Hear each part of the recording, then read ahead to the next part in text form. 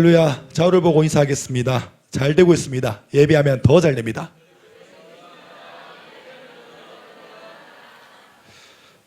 네, 2023년 새해가 되었습니다. 모두들 이번 새해에는 어떤 소망이나 목표를 가지셨나요? 저는 얼마 전까지 간사라는 이름으로 있었습니다. 하지만 새해가 되면서 전도사라는 이름을 가지게 되었습니다. 제가 장난이나 가벼운 분위기를 조금 좋아합니다. 거기다가 뭐 무대 위에서 여장을 하든지 여러 개그 캐릭터로 무대 위에 자주 올라오게 되었습니다. 그러다 보니 제 스스로가 느낄 때 이미지가 전도사라는 타이틀을 달기에는 조금 가벼워 보인다라는 생각을 했습니다. 이런 관점에서 저는 새해 소망과 목표 중 하나를 전도사 이미지 만들기로 정했습니다. 그런데 새해 첫 시작부터 큰 어려움이 생겼습니다. 다들 저번 주 설교를 들어보셨을 텐데요. 저번 주 경실 전도사님이 셀 이름에 대해서 잠시 말했었습니다. 그때 누가 이런 일을 했는지는 설명을 하지는 않았습니다. 하지만 경실 전도사님이 셀 이름에 대해서 말을 하자마자 모든 분들이 다 저를 보시면서 전도사님 맞죠? 이런 신호를 보내셨습니다. 그래서 밝히자면 제가 범인입니다. 저희 셀 이름은 소울풀셀입니다. 소도 아니고 쌍시옷에서 소울풀입니다. 그런데 사실 저는 조이풀이라는 이름이 더 탐이 나 보였습니다.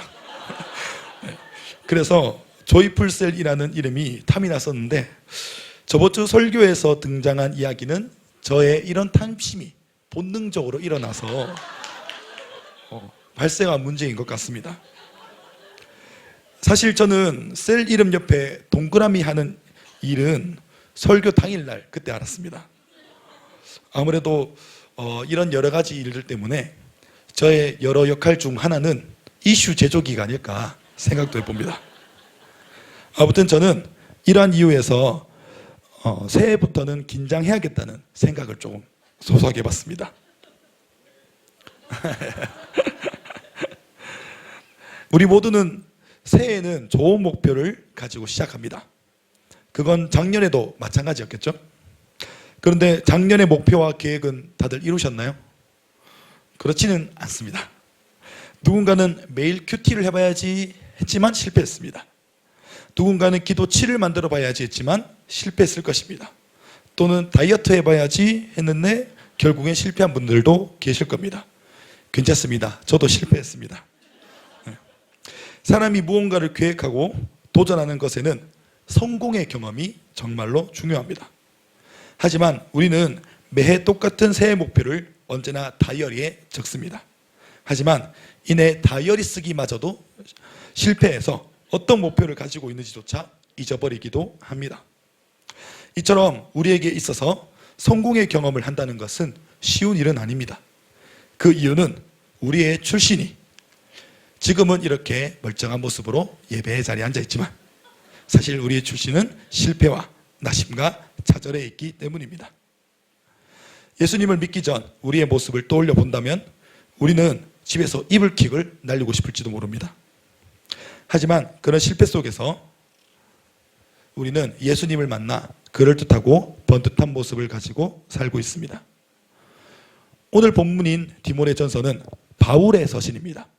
바울은 선교를 위해 여러 지역을 다녔습니다. 바울은 사역 중에 여러 일꾼들을 만나고 제자로 삼았습니다. 디모데는 바울이 사역 중에 만난 일꾼들 중 충성스럽고 뛰어난 제자였습니다. 바울은 디모데와 함께 사역하며 많은 것을 가르쳤습니다. 그리고 디모데는 바울의 후임으로 에베소 교회를 맡아 사역하게 되었습니다. 디모데는 분명 에베소 교회의 사역을 시작했을 때에는 우리의 새해 소망처럼 부푼 꿈과 소망을 가지고 시작했을 것입니다. 디모데는 그런 소망과는 달리 교회에 몇 가지 어려움이 있었습니다. 그리고 바울은 이 소식을 듣고 디모데에게 조언과 격려를 주기 위해 편지를 써서 디모데에게 보냈습니다. 그 중에 일부가 디모데 전서입니다. 그렇게 디모데전서는 주로 이렇게 하라, 저렇게 하라 라는 이야기가 써져 있습니다. 하지만 이야기를 진행하는 중에 바울은 하나님께 감사를 드리는 내용을 담았습니다. 그 감사의 내용이 무엇인지 본문을 통해 다시 한번 알아보도록 하겠습니다. 12절 말씀입니다. 다 함께 읽어보도록 하겠습니다. 나를 능하게 하신 그리스도 예수 우리 주께 내가 감사함은 나를 충성되이 여겨 내게 직분을 맡기심이니. 아멘. 지금 바울은 무엇에 감사를 하고 있나요? 충성되이 여겨 라는 또 직분을 맡김에 감사하고 있습니다. 우리는 여기서 여겨라는 단어에 초점을 맞추어 볼 필요가 있습니다. 바울이 디모데전서를 통해 주장하는 내용은 하나님께서 충성되이 여겼다입니다. 여긴다는 의미는 그렇지는 않지만 그렇게 쳐줄게 라는 그런 의미가 담겨져 있겠죠. 저는 저 스스로 생각하기에 자존감이 조금 높은 편이라고 생각이 듭니다. 그래서 저는 저 스스로를 항상 좋게 평가하고 있습니다. 네. 이 자랑 이런 것이 아니고요. 네. 그래서 스스로에 대한 자랑을 가끔씩 합니다. 그런데 저에 대한 자랑을 하면 사람들이 한 달 정도는 정말 열심히 들어줍니다. 하지만 시간이 지나면서 사람들의 반응이 점점 식어갑니다. 그리고 나중에는 제가 잘생겼다는 말을 해도 응 그렇다고 쳐줄게, 응 알겠어, 뭐 이렇게 하고 넘어가는 경우가 많습니다. 이와 같이 우리도 그렇다고 쳐줄 수 있어 라는 말은 해줄 수 있습니다. 하지만 오늘 말씀에서 사도 바울이 하나님께 감사하는 부분은 하나님이 아이고 그래 그냥 그렇다고 쳐줄게 이 정도의 은혜가 아닙니다. 오늘 본문의 13절을 한번 읽어보도록 하겠습니다. 다 함께 읽어보겠습니다. 내가 전에는 비방자요 박해자요 폭행자였으나 도리어 긍휼을 입은 것은 내가 믿지 아니할 때 알지 못하고 행하였습니다. 아멘. 13절 초반에 사도 바울은 자신이 회방자, 박해자, 폭행자라고 고백합니다. 사도 바울은 예수님을 믿고 구원을 받기 전 유대교회에 있었던 사람입니다. 예수 믿는 그리스도인들을 핍박하고 죽이는 일에 앞장섰습니다. 초대교회 최초의 7지사들 중 한 명인 스데반 집사를 죽이는 일에 앞장서기도 했으며 심지어 예수님을 믿게 된 계기도 그리스도인들을 핍박하러 가는 길에 다메섹에서 예수님을 만나게 되었습니다. 사도 바울은 예수님을 핍박하던 박해자였습니다. 사도 바울은 스스로 큰 죄를 지었지만 13절 후반을 보면 내가 믿지 아니할 때에 알지 못하고 행하였음이라고 사도 바울이 말합니다. 사도 바울은 그 당시에 이것이 죄인지를 알지 못했다고 합니다. 하지만 이것을 아는 지금은 자신이 얼마나 큰 죄인인지를 깨닫게 된 것입니다. 죄라는 것은 우리가 그 인식을 가지지 못하고 저지르는 경우가 많습니다. 예수님을 믿지 않는 사람은 죄의식이 없습니다. 오히려 죄는 자신의 존재를 입증하는 도구 혹은 자신의 욕심을 채우는 도구로 사용합니다. 그리고 이 죄라는 것은 사람들에게 큰 즐거움을 주기에 이 죄에서 쉽게 빠져나오지 못합니다. 우리 이제 새해가 되었습니다. 고3 친구들이 대학부 신입생이 되었습니다. 이제 이 친구들은 성인이 되었습니다. 보통 19살에서 막 20살이 된 직후인 1월에는 동성로에 놀라운 광경들이 펼쳐집니다. 이제 막 당당하게 자신의 민증으로 술을 사 먹는 20살이 된 친구들이 동성로의 저녁거리를 가득 채우고 있습니다. 이제 막 술을 마시는 20살의 패기 있는 청년들은 자신들이 술을 얼마나 마실 수 있는지에 대해서 잘 알지 못한 채 계속 마십니다.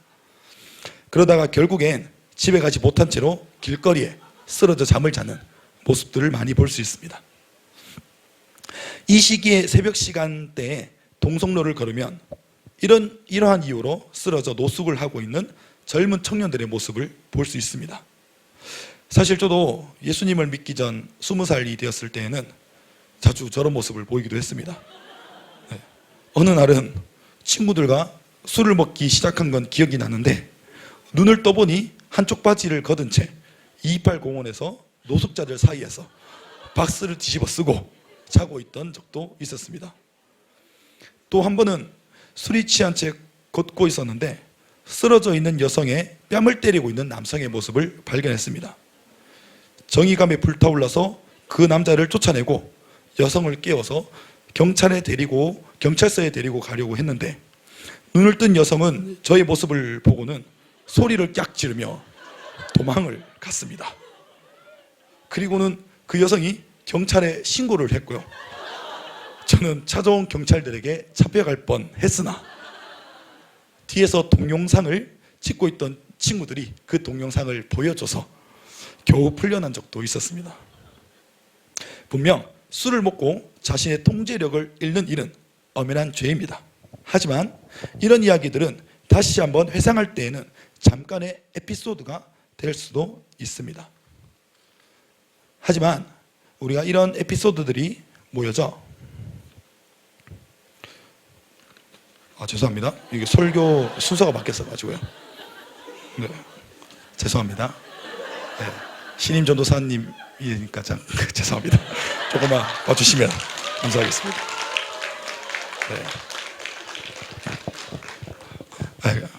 네. 이게 에피소드가 될 수도 있습니다. 하지만 이와 같은 질서 없는 삶은 우리의 출신이 분명히 어디에 있는지를 알 수 있게 해줍니다. 제가 말씀드린 에피소드들이 조금씩 모여서 어느 한 명의 술주정뱅지를 만들 수도 있습니다. 웃을 수 있는 작은 폭력의 해프닝들이 모여서 폭행의 범죄를 만들 수도 있습니다. 웃을 수 있는 괴롭힘의 이야기들이 모여서 박해자를 만들어가는 것입니다. 이런 작은 죄와 웃을 수 있는 실패의 경험들이 모여져 만들어진 것이 바로 예수 믿기 전 우리의 모습이라고 생각합니다. 사도 바울은 이런 자신의 모습을 정확히 알고 있었던 것 같습니다. 사도 바울이 지었던 죄들은 웃으면서 말할 수 있을 만큼의 작은 죄들은 아니었습니다. 무려 예수 믿는 사람들을 핍박하고 죽였습니다. 교회의 기둥 같은 일꾼들을 넘어뜨리는 앞잡이의 역할을 했습니다. 본인도 이 사실을 잘 알고 있었습니다. 다 함께 본문의 15절 말씀을 읽어보도록 하겠습니다.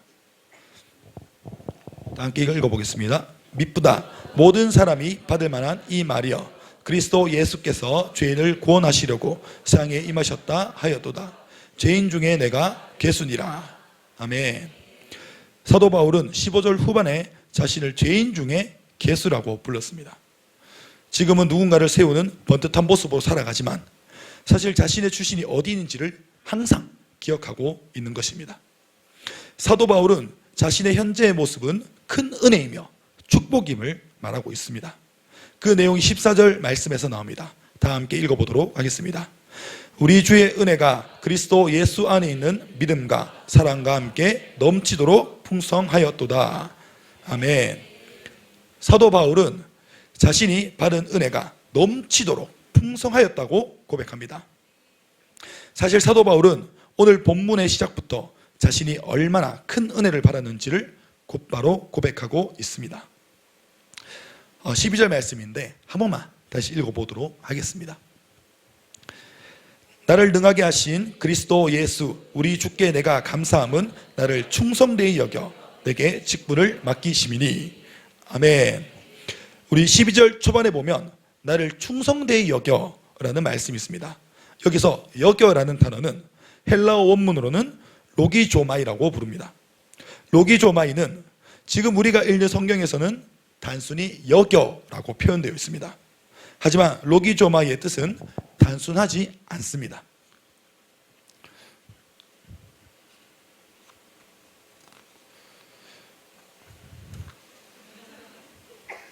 네, 성경 본문에서 여겨의 주체는 여겨라는 단어의 주체는 바로 하나님이십니다. 하나님께서는 우리의 모든 죄와 연약함을 보고 계시지만 그렇지 않다라고 생각해 주시는 것입니다. 뭔가 그럴듯한 것이 있어서가 아니라 심지어 아무것도 가지지 않은 것뿐만 아니라 더러운 것으로 가득 차 있는 우리를 의롭다고 여겨주시는 것입니다. 하나님은 죄밖에 없는 우리를 보시며 우리의 모습이 의롭다고 거룩하게 착각마저 하고 우리를 바라보시는 것입니다. 로마서에서는 이 로기조마이라는 단어가 많이 적혀 있는 것을 볼 수 있습니다. 로마서 4장 3절에서 11절 말씀인데요. 천천히 읽어가면서 함께 로기조마이의 은혜를 알아가도록 하겠습니다. 3절을 읽어보도록 하겠습니다. 성이 무엇을 말하느냐?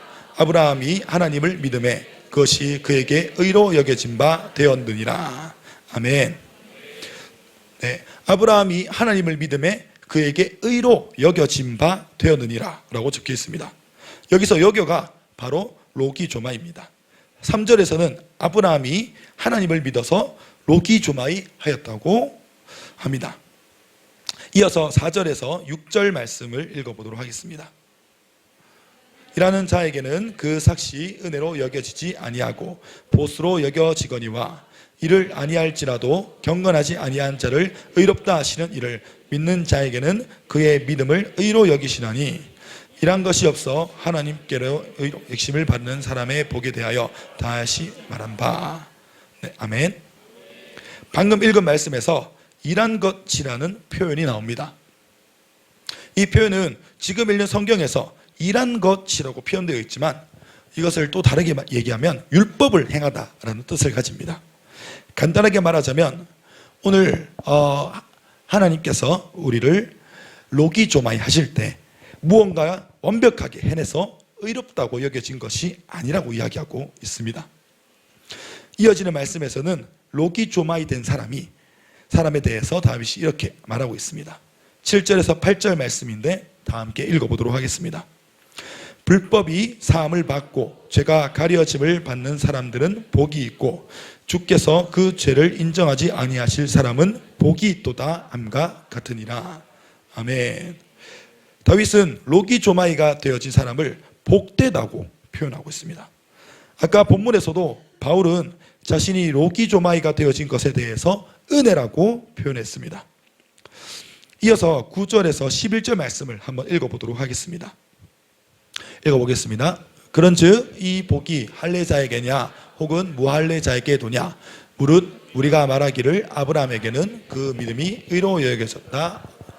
그런즉 그것이 어떻게 여겨졌느냐? 할례시냐 무할례시냐? 할례시가 아니요 무할례시니라. 그가 할례의 표를 받은 것은 무할례시의 믿음으로 된 의를 인친 것이니 이는 무할례자로서 믿는 모든 자의 조상이 되어 그들도 의로 여기심을 얻게 하려 하시. 아멘. 방금 읽은 말씀은 이런 이야기입니다. 할례가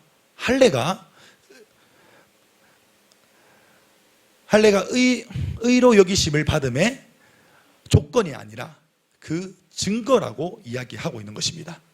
그러니 아브라함이 할례를 받아서 의로 여겨진 것이 아니라 아브라함이 먼저 믿어서 의로 여겨졌고 그 이후에 그 증표로 할례를 받았다라고 이야기하고 있는 것입니다.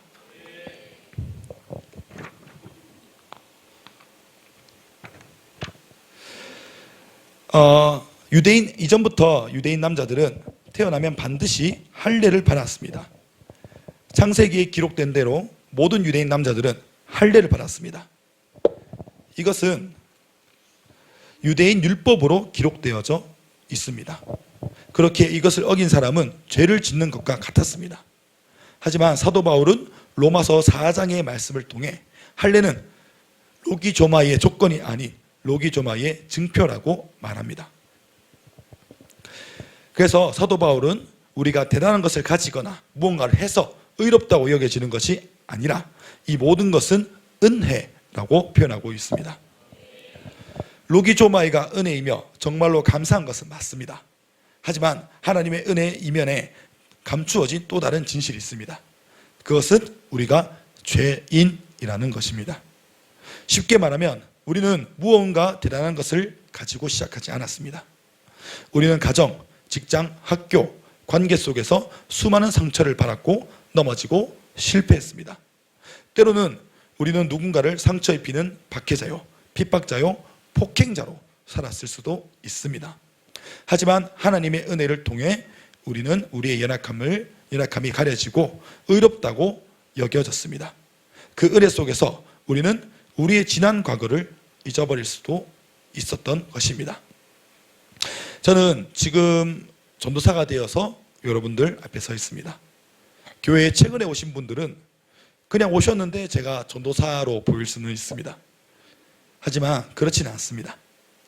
최근 새로 부임한 4명의 전도사님들과 그 가정을 축복하기 위한 신임 전도사 임명 신방이 계속되어지고 있습니다. 토요일인 어제 그 시작으로 김경실 전도사님, 또 김종현 전도사님 가정에서 신방 예배가 있었습니다. 저는 그 신방 예배를 하면서 지난 과거들이 많이 떠올랐습니다. 저희 신임 전도사들은 서로를 아주 오랜 시간 봐왔기 때문에 서로의 예전 모습들을 아주 똑똑히 기억하고 있습니다. 네. 서로의 약점도 많이 잡고 있습니다. 네. 서로에게 벗어날 수 없는 그런 관계들입니다. 저는 그 기억 속에서 우리 모두의 모습은 정말 볼품이 없었다는 것이 항상 떠올랐습니다. 늘 사고치고 수습이 안 돼서 도망다녔던 때도 있고요. 때로는 서로에게 상처 주기도 했습니다. 그리고 때로는 게으름을 부리기도 하였고, 또 인생의 큰 문제를 만나서 슬피 울고 위로해 주던 때도 있었습니다. 항상 목사님 따라한다고 잘하지도 못하면서 이것저것 따라하다가 가랑이가 찢어지는 일들도 많았습니다.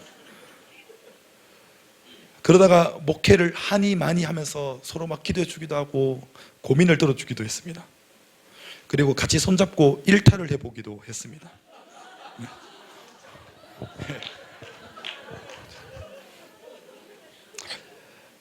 이제는 그런 청년의 세월들이 다 지나가고 대학생의 세월들이 다 지나가고 목회자가 되어서 이 자리에 서 있습니다. 이 자리에 서서 뒤를 돌아보니 하나 깨닫는 것이 있습니다. 늘 부족하고 보잘것없는 모습을 참아주시고 거룩한 착각을 하셔가지고 저를 목회자로 부르신 하나님의 은혜를 보았던 것입니다. 아무런 자격이 없고 언제나 늘 사고치고 수습이 안 돼서 도망다녔지만 하나님은 그런 모든 모습들은 없다라고 착각해 주시고 저를 불러주셨습니다. 그리고 무슨 일이 일어나든 온몸으로 저희를 끌어안으시고 훈련시켜 주신 목사님과 일꾼을 세우고자 하는 우리 교회를 만났습니다. 날 포기하지 않는 스승이 있었기에 날 착각하기까지 사랑하신 하나님께서 언제나 저를 이끌어 주셨기에 제가 이 자리에 서 있을 수 있다는 것을 알게 되었습니다. 저는 지금 제가 이 자리에 오기까지 저 혼자만의 힘으로 왔다고는 절대 생각하지 않습니다. 오늘 이곳에서 저는 설교를 하지만 이 설교를 듣고 계시는 많은 분들의 기도로 여기까지 왔음을 알고 있습니다. 은혜를 받을 수 있도록 많이 기도해 주셨기에 이제는 이 은혜를 발산하고 끼치는 자리에 세워졌음을 알고 있습니다. 용서받은 죄가 큰 사도 바울이 결국에는 교회와 일꾼을 세우는 사람이 된 것과 같이 많은 은혜를 받은 저 또한 항상 누군가에게 은혜를 끼치는 사람으로서 살고 싶습니다. 설교를 맺도록 하겠습니다. 사실 이 본문은 본문의 이 성경의 말씀들은 담임 목사님께 추천을 받았습니다. 조금 디모데전서는 바울이 제자인 디모데에게 쓴 권면과 위로의 편지입니다. 그래서 잠깐이지만 정말 잠깐이지만 똑바로 하자의 뜻인가라는 생각도 해보기도 했습니다. 하지만 이 말씀을 계속해서 묵상하면서 가슴으로 알게 된 사실이 있습니다. 바로 하나님의 마음입니다. 마지막 16절입니다. 16절 말씀을 읽어보도록 하겠습니다. 그러나 내가 긍휼을 입은 까닭은 예수 그리스도께서 내게 먼저 일체 오래 참으심을 보이사 후에 주를 믿어 영생 얻는 자들에게 본이 되게 하려 하심이라. 아멘.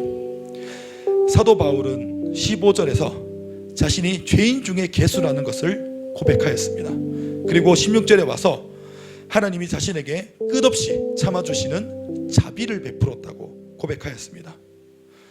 그 이유는 다른 이들의 본보기를 세우기 위함이었다고 고백합니다.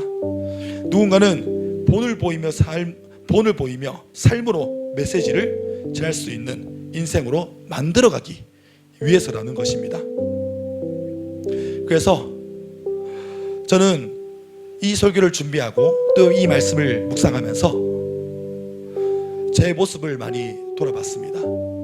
하나님이 거룩한 착각을 일으키셔서 저를 참아주시고 또 교회를 세우고자, 일꾼을 세우고자 하는 교회, 또 수많은 일꾼분들이 저를 참아주시고 착각해 주시면서 이렇게 세워주시면서 제가 오늘 이 자리에 세워졌다는 것을 깨닫게 되었습니다.